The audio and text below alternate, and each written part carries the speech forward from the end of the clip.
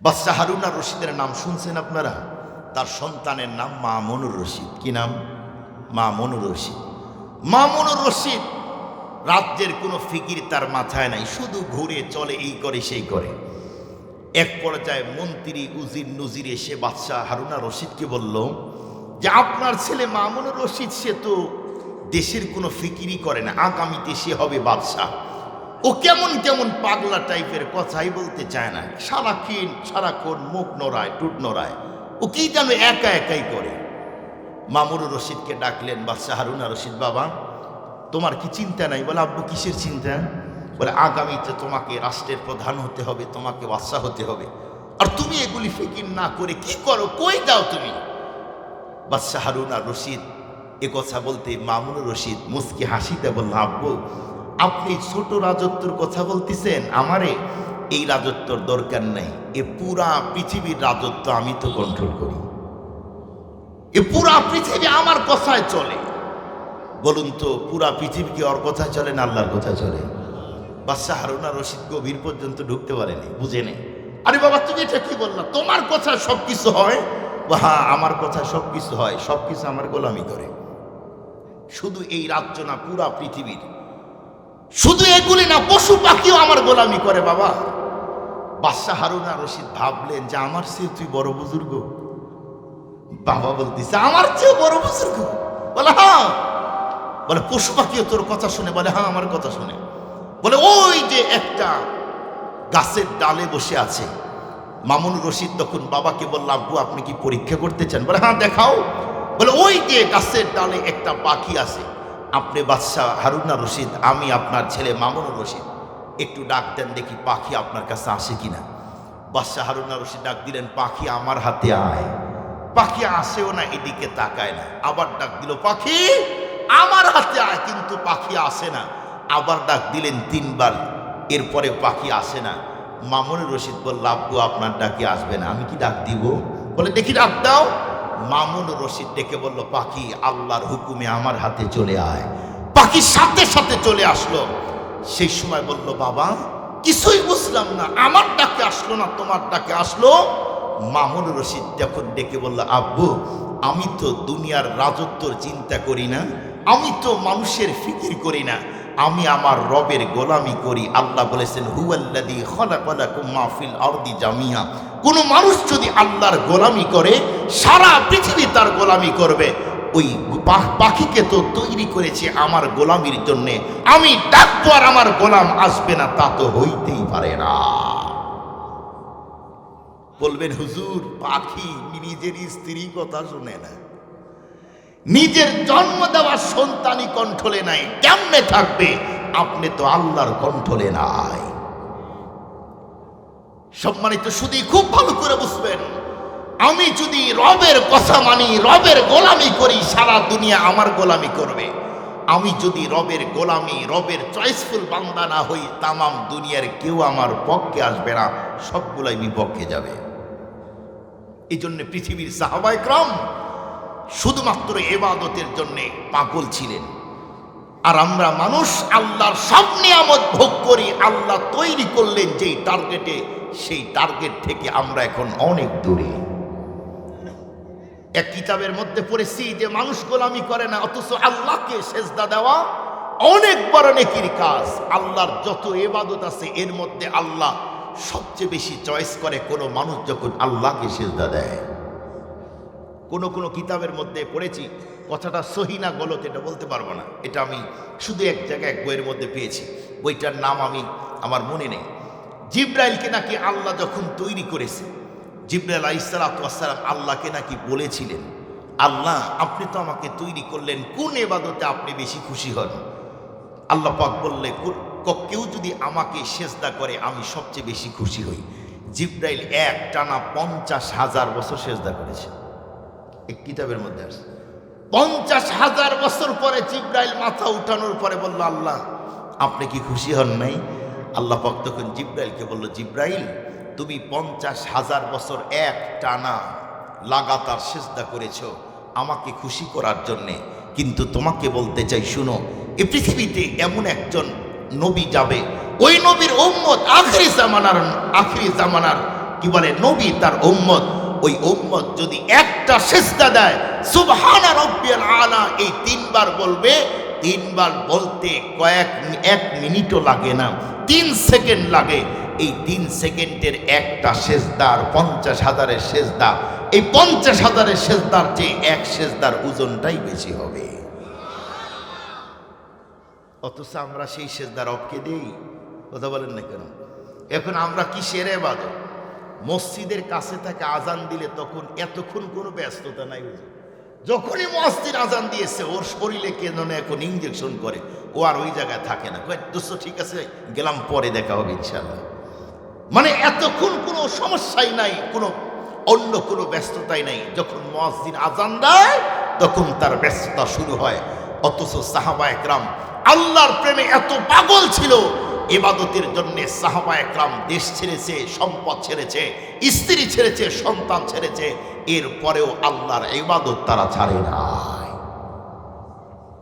এই পৃথিবীতে অনেক ইতিহাস আপনারা জানেন, সাহাবা একরাম হিজরত করেছে শুধু আল্লাহর ইবাদতের জন্য। কথা বলেন না কেন ভাই?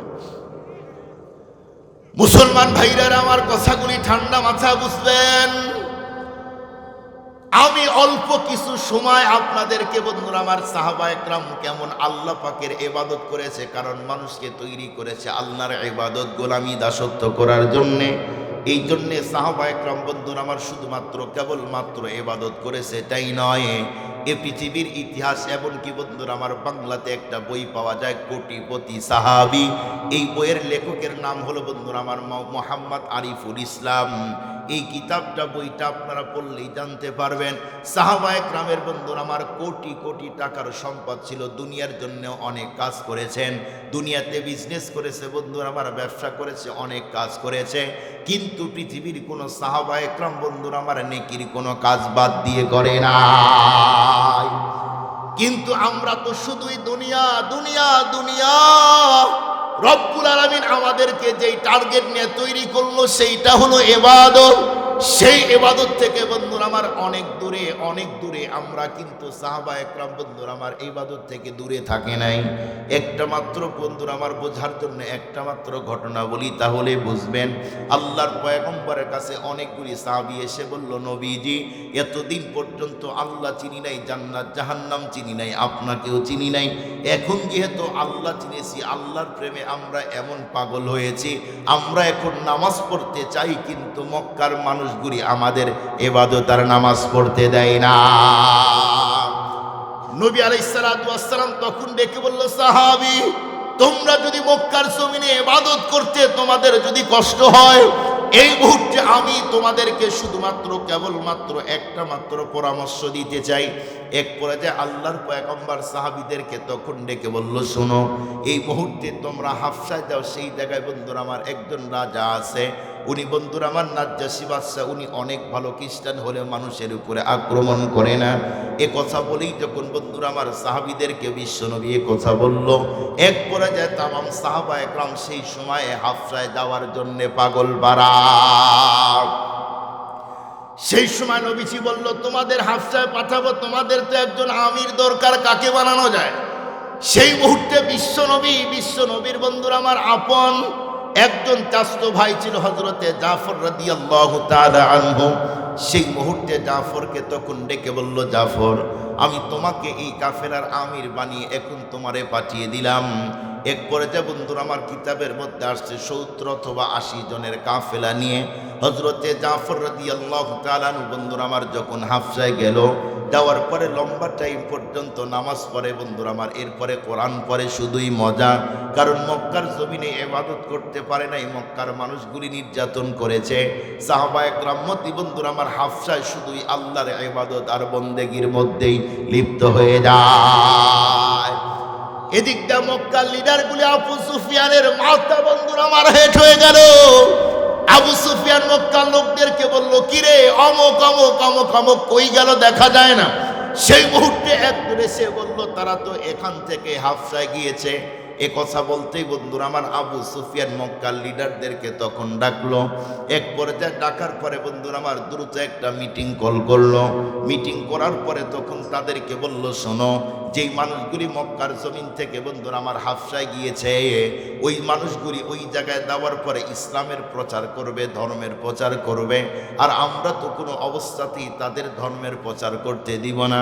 সেই মুহূর্তে বন্ধুরা আমার তারা বলল, তাহলে কি করা যায়? এক পর্যায়ে তারা বলল, শুনো, আমাদের কিছু লোককে টাকা দিয়ে এই মুহূর্তে হাবশায় পাঠায় দিতে হবে। এক পর্যায়ে তাদের মধ্যে দুইজনকে, এর মধ্যে একজন আমর বিন আস তখনও বন্ধুরা আমার ইসলাম গ্রহণ করে নাই। আমর বিন আসকে তখন বলল, তুমি এখন এই মুহূর্তেই যাও। এ কথা বলতে বন্ধুরা আমার আমর বিন আসকে তখন বলল, শোনো, তোমাকে এত এত টাকা দিলাম, এই টাকাগুলি তোমরা ওই রাজাকে দিবা, নাজ্জাশী বাদশাকে দিবে, আর এই টাকাগুলি ওই নাজ্জাশী বাদশার যে পিএস থাকবে তারে হাদিয়া দিবা।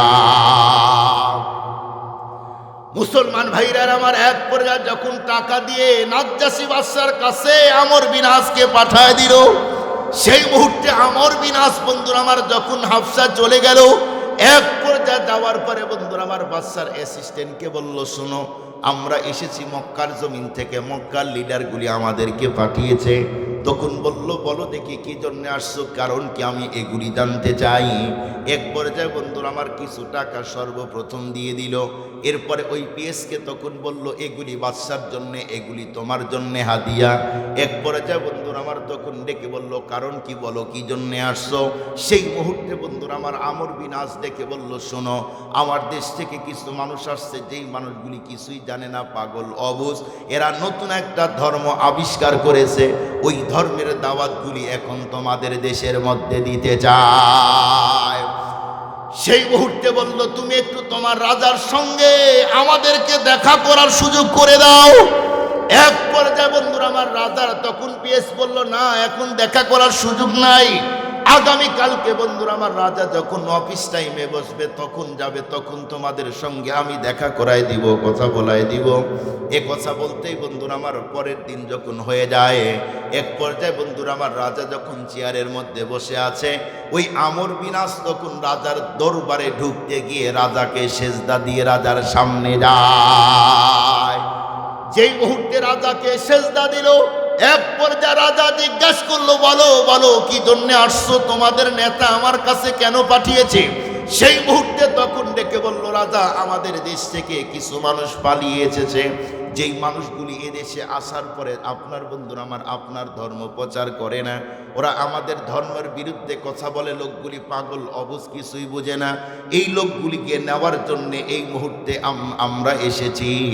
এক পর্যায়ে রাজা তখন বলল, না না, কোনো অবস্থাতেই তোমাদের এক পক্ষের কথা শুনে আমি তাদেরকে তোমার হাতেই দিতে পারি না।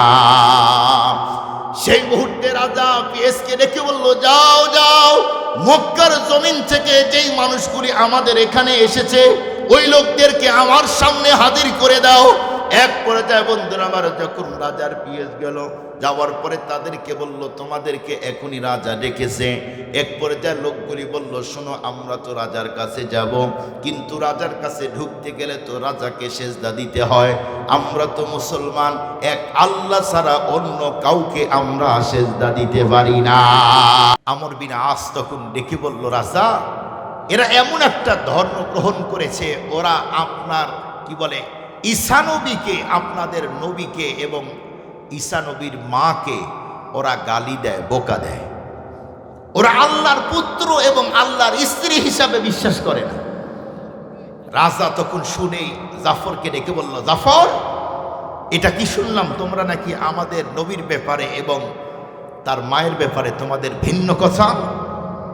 জাফর রাদিয়াল্লাহু তাআলা আনহু তখন বলল যে, দেখেন, আমাদের ধর্মের কথা হলো, কোরআনের মধ্যে আসছে যে ঈসা নবী উনি শুধুই পয়গম্বর, ওনার মা একজন আল্লাহর বান্দী, কিন্তু এই দুইজন আল্লাহর স্ত্রী আর সন্তান না। তখন বলল, তাহলে শোনাও তোমার কোরআনের কথা।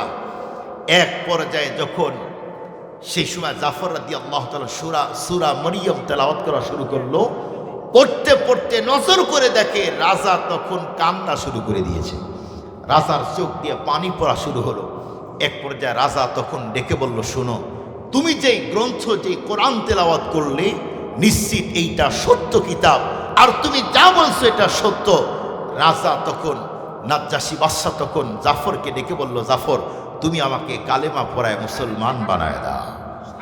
জাফর রাদিয়াল্লাহু তাআলা মুসলমান বানায় দিলেন। রাজা তখন বলল, জাফর তোমরা আমার দেশে ইবাদত করো আর থাকো, ওই দেশে আর যেতে হবে না। আর আমার যদি ব্যস্ততা না থাকতো, আমি আমার নবীর কাছে গিয়ে আমার জীবনের পুরা টাইমটাই কাটিয়ে দিতাম। খুব ভালো করে বুঝবেন, সাহাবায়ে কেরাম মক্কা থেকে হাবশা হিজরত করেছেন শুধুমাত্র ইবাদতের জন্যে। আর আমরা মুসলমান ঘরের মধ্যে থাকি, সম্পদ থাকে, স্ত্রী থাকে, সব থাকে, আমাদের ইবাদতের কোনো খবর থাকে না। এবার আমার শেষ কথা বলুন, পৃথিবী তৈরি করেছেন কেন আল্লাহ? আমাদের গোলামি আর দাসত্ব করার জন্যে। আমাদেরকে তৈরি করেছেন আল্লাহ কেন? আল্লাহ পাক আমাদের তৈরি করেছেন আল্লাহর গোলামি আর দাসত্ব করার জন্যে। যে কথাগুলি বললাম, আল্লাহ আমাকে আপনাদেরকে বুঝে আমল করার তৌফিক দিক। সবাই বলি আমিন।